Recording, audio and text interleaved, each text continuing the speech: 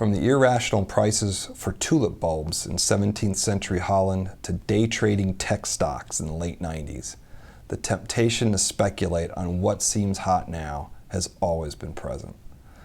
It seems relatively harmless. I mean, when you're young and you don't have much, the downside seems kind of low. When you're older and established, you might think, what's the harm in playing the market a little? Well, plenty.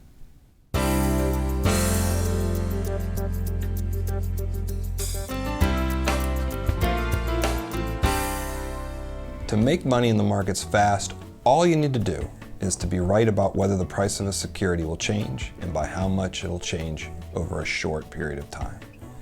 It's pretty simple, but it's far from easy. Now, unlike gambling in a casino or on the lottery, the odds of success and the payouts from speculating in the markets are not laid out precisely for us to consider. Everyone that speculates thinks they are making a good bet. But securities prices change too often and too fast to make short-term bets smart. Now, one bit of evidence that the odds are low is simply the amount of media attention that goes to successful speculators.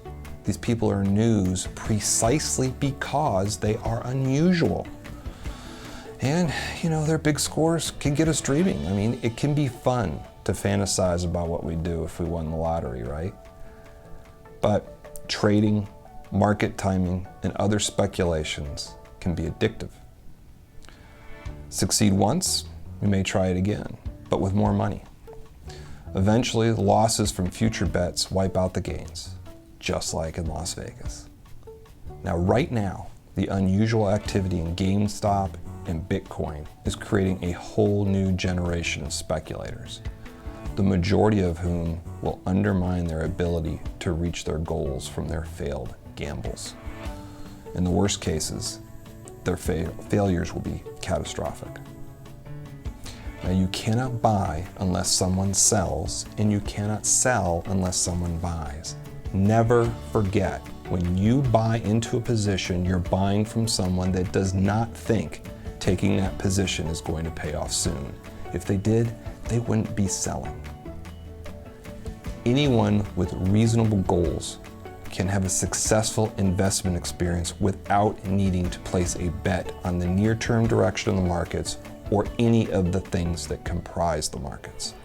You just need to be a diversified, patient, and disciplined investor. Invest, don't speculate.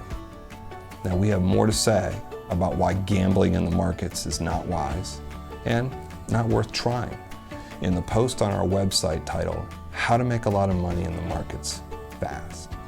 As always, if you have questions, please contact us. We would love to hear from you.